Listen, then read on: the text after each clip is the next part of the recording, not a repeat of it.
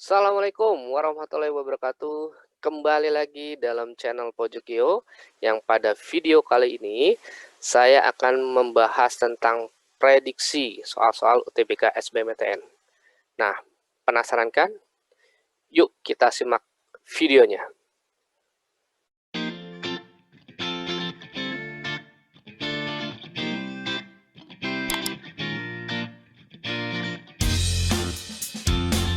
Oke, baik. Ya, sahabat yang di sana, yuk kita mulai pembahasan soal-soal prediksi UTBK SBMPTN ya. TKA Sosum Geografi.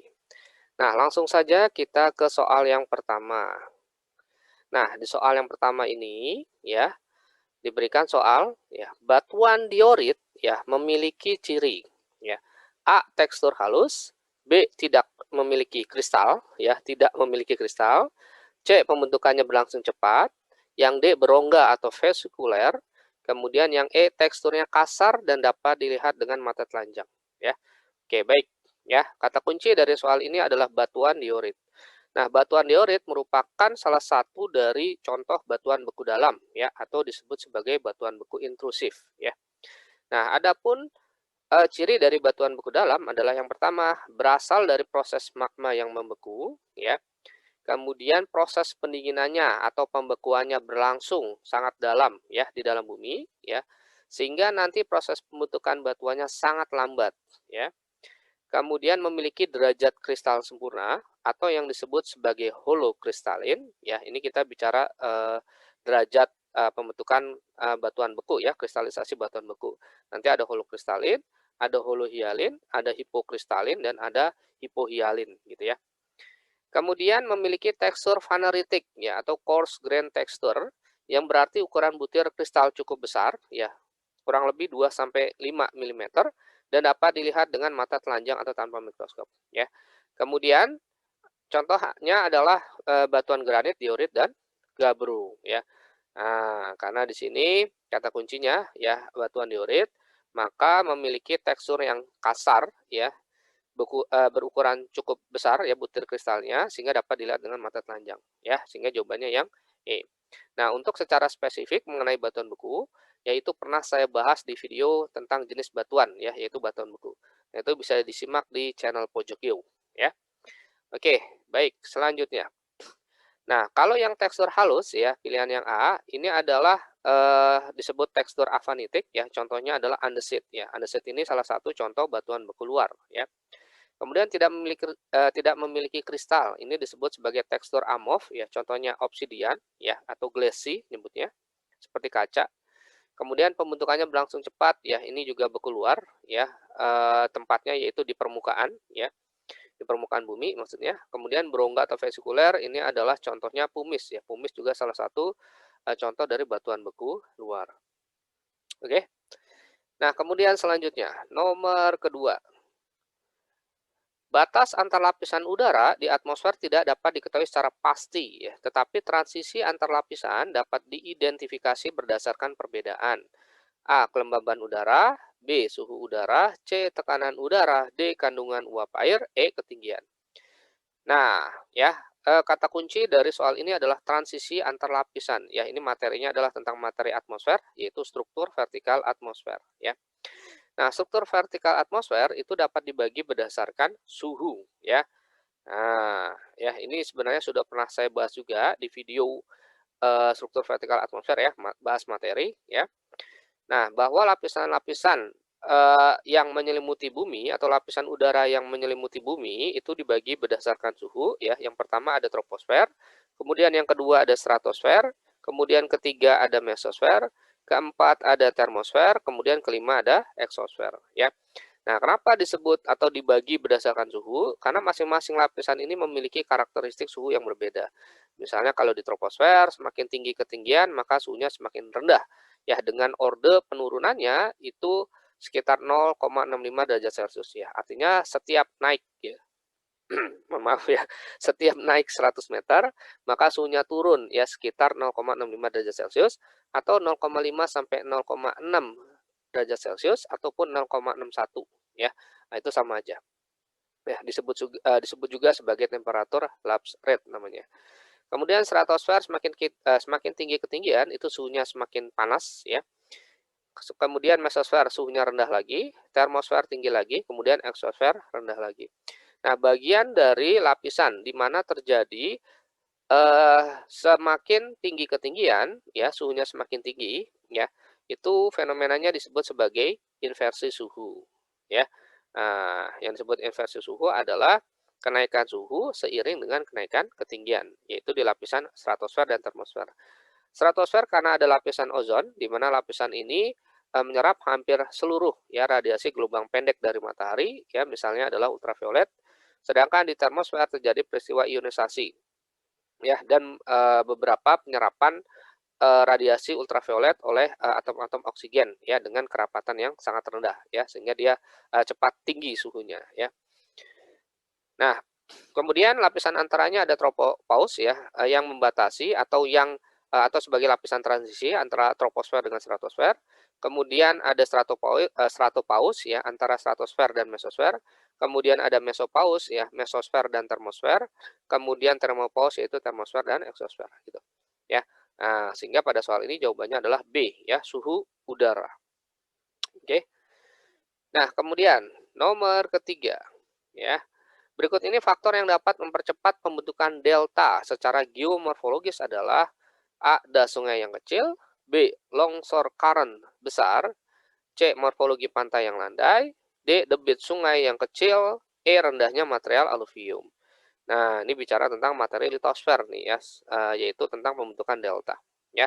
Nah, kata kunci dari soal ini adalah faktor yang dapat mempercepat pembentukan delta secara geomorfologis. Nah, delta sendiri sebenarnya sebuah bentuk lahan ya atau landform yang dihasilkan dari proses pengendapan atau sedimentasi oleh tenaga sungai ya atau disebut sebagai fluvial. Nah, sehingga disebut sebagai sedimentasi fluvial ya delta itu. Nah, adapun syarat terbentuknya delta ya, yang pertama adalah das atau daerah aliran sungai yang luas atau besar ya. Kemudian debit sungainya tinggi atau besar. Kemudian sedimen yang terangkut juga tinggi, ya material aluvium tinggi atau banyak. Jadi yang disebut material aluvium itu material hasil dari sedimentasi fluvial. Ya dengan ukuran butir partikel itu sekitar tekstur pasir, debu, ya maupun liat atau lempung, ya. Jadi sangat kecil sebenarnya. Dan memiliki kandungan air ya yang cukup tinggi. Gitu. Kemudian hulunya itu adalah daerah humid tropik ya atau lembab tropis gitu ya, sehingga sebagai pemasok dari volume airnya dan kontinuitas dari aliran sungai tersebut. Ya kemudian nanti kalau misalnya pasokan airnya besar ya, maka logikanya erosi yang dihasilkan juga besar, kemudian material aluvium yang diendapkan di daerah muara sungai ya itu juga besar. Ya karena pada dasarnya delta itu hasil dari sedimentasi sungai ya diendapkan di muara sungai. Kemudian morfologi atau topografinya pantai ya itu landai hingga datar ya dengan rata-rata kemiringan lereng itu sekitar 0 sampai 2% ya dengan beda tinggi sekitar kurang dari 5 meter yaitu pantai landai atau datar. Dasar lautnya dangkal ya, kemudian longsor current atau arus sepanjang pantainya dan gelombang lautnya itu lemah. Ya, karena kalau dia besar, maka logikanya akan mengikis si delta tersebut ya, maka tidak akan terjadi delta ya atau tidak terbentuk delta. Makanya longsor current atau arus sepanjang pantainya itu dia harus lemah ya dan gelombang lautnya juga lemah. Kemudian pasang surutnya rendah ya, gitu.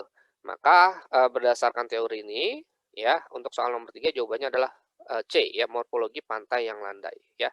Yang A itu salah, das sungai kecil harusnya dasnya besar tadi, longsor current besar ya harusnya longsor current-nya juga lemah atau kecil. Yang D debit sungainya kecil ya, harusnya debit sungainya besar ya. Kemudian yang E rendahnya material aluvium, harusnya tingginya material aluvium. Oke, itu kira-kira nomor 3. Nah, selanjutnya nomor 4. Unsur interpretasi yang digunakan dalam membedakan kawasan hutan, belukar, dan semak dalam interpretasi citra satelit adalah A. Bentuk, B. Pola, C. Tekstur, D. Bayangan, E. Asosiasi. Ya. Nah, ini materinya tentang interpretasi citra ya berkaitan dengan unsur interpretasi ya yang ditanyakan untuk membedakan kawasan hutan, belukar, dan semak. Nah, Interpretasi citra sendiri sebenarnya adalah sebuah kegiatan ya untuk mengkaji foto udara, citra foto dan garis miring atau citra satelit ya. Jadi bisa citra foto aja, bisa citra satelit aja ataupun kedua-duanya ya. Atau citra non foto dengan maksud untuk mengenali objek dan menilai arti penting objek. Nah, dalam menginterpretasi itu biasanya ada tahapannya ya, mulai dari deteksi, identifikasi, analisis dan deduksi. Nah, di dalam tahap identifikasi itu ada yang namanya photo reading ya atau cara kita membaca citra dengan menggunakan unsur-unsur interpretasi. Mulai dari rona, warna, bentuk, ukuran, tekstur, pola, tinggi, bayangan, situs dan asosiasi. Nah, karena pertanyaannya ya adalah unsur interpretasi yang digunakan untuk membedakan kawasan hutan, belukar dan semak ya, maka unsur yang digunakan adalah tekstur. Nah, mengapa tekstur? Karena di sini kita lihat ya di tabelnya bahwa kalau hutan dia akan memiliki tekstur kasar ya. Tekstur sendiri pernah saya bahas di materi unsur interpretasi citra ya. Di SIMAK UI ya, itu di kode soal 917, nah itu bisa dilihat aja di channel Pojok Yo ya, di playlist-nya. Nah, jadi yang namanya tekstur itu adalah frekuensi perubahan warna pada citra ya, yang yang diketahui ya dari adanya gradasi ronanya tersebut. Jadi misalnya kalau sebuah objek memiliki gradasi rona, maka dapat dikatakan teksturnya kasar. Kalau misalnya sebuah objek tidak memiliki gradasi rona, ya maka dikatakan teksturnya halus. Nah, hutan ini dia memiliki gradasi atau frekuensi perubahan rona, ya. Karena di hutan sendiri itu kalau kita bicara hutan yang alami ya, nah, hutan hujan tropis misalnya, itu kan terdiri dari jenis tumbuhan yang beragam, ya. Kerapatan tumbuhan juga beragam, ya. Kemudian ketinggian tumbuhan juga beragam, ya. Sehingga nanti menghasilkan daya pantul yang berbeda, ya. Sehingga menghasilkan ronanya juga tidak sama, ya. Artinya bergradasi, ya. Atau secara frekuensi dia ada perubahan, gitu ya. Perubahan gradasi tersebut. Sehingga dapat dikatakan hutan itu teksturnya kasar. Kemudian melukar, dia sedang, ya. Dia tidak selebat hutan, ya, belukar, dan tidak setinggi hutan, dan tidak seheterogen hutan, gitu ya. Sehingga teksturnya sedang. Sedangkan semak itu halus, walaupun sebenarnya semak sendiri tidak sehalus air tenang ataupun padi, ya. Oke, nah jadi jawabannya nomor 4 adalah tekstur. Kemudian nomor 5. Nah, rendahnya potensi sumber daya energi geotermal ya atau panas bumi ya di wilayah Pulau Kalimantan karena A. Wilayah yang berupa daratan, B. Teknologi sulit dikembangkan, C. Tidak adanya aktivitas vulkanik, D. Sebagian besar tanahnya berupa gambut, E. Adanya hambatan sosial budaya. Nah, ini sebenarnya tidak sulit ya, mudah saja. Nah, kuncinya adalah rendahnya potensi sumber daya energi geotermal di wilayah Pulau Kalimantan. Nah, yang harus kita ketahui dan dipahami adalah bahwa energi geotermal adalah energi yang dihasilkan dari proses pemanasan air tanah ya di dalam akuifer oleh aktivitas magma di dalam bumi ya sehingga terbentuk uap dan uap inilah yang digunakan untuk menggerakkan turbin, turbin menggerakkan generator, generator memproduksi listrik ya. Jadi pada intinya energi geotermal itu dihasilkan dari adanya air tanah yang terdapat di dalam akuifer yang dipanaskan oleh aktivitas magma ya. Dan biasanya ya potensi-potensi geotermal itu erat kaitannya dengan aktivitas tektonik maupun vulkanik gitu ya. Nah, ini contoh sketsa pembangkit listrik sederhana ya dari sebuah proses pembangkit listrik tenaga geotermal ya. Cuma kita nggak usah bahas ini gitu ya. Saya hanya menunjukkan aja prosesnya. Nah, eh kondisi geologis di Indonesia, ya karena sebenarnya tadi sudah saya bilang bahwa geotermal itu hubungannya dengan aktivitas tektonik dan vulkanisme, ya sehingga kita harus tahu kondisi geologisnya. Nah, di Kalimantan sendiri, ya kalau kita lihat ya di sini atau kita lihat peta Indonesia secara umum dulu, ada Sumatera gitu ya. Nah, teman-teman mungkin sudah di luar kepala gitu ya tentang peta Indonesia. Ini ada Sumatera, ada Kalimantan, ya ada Jawa, ya kemudian Kepulauan Nusa Tenggara, ya dan seterusnya. Ini ada Sulawesi, kemudian ada Papua. Nah, secara geologis kalau kita lihat, nah seperti ini, bahwa Indonesia sebenarnya merupakan pertemuan ya antara 4 lempeng bumi ya. Ada 3 lempeng yang sifatnya mayor atau besar, ada 1 lempeng yang sifatnya minor.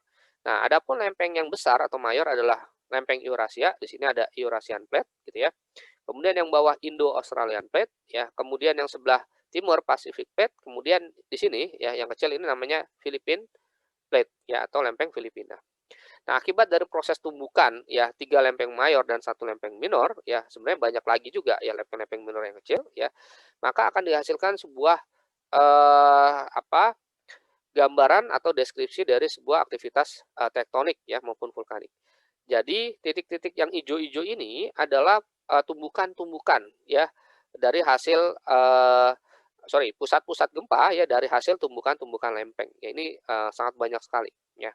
Kemudian nanti yang merah-merah ya, segitiga merah ini ada merah-merah ya. Ini adalah eee, aktivitas atau gunung api ya, gunung api ya itu yang dihasilkan dari proses tumbukan lempeng tadi ya. Misalnya Sumatera ya.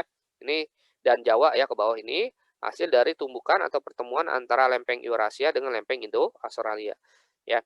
Nah, sehingga nanti menghasilkan aktivitas tektonik dan vulkanisme yang sangat banyak gitu ya. Ya, kemudian di sini ada Sulawesi, ya, kemudian ada Papua.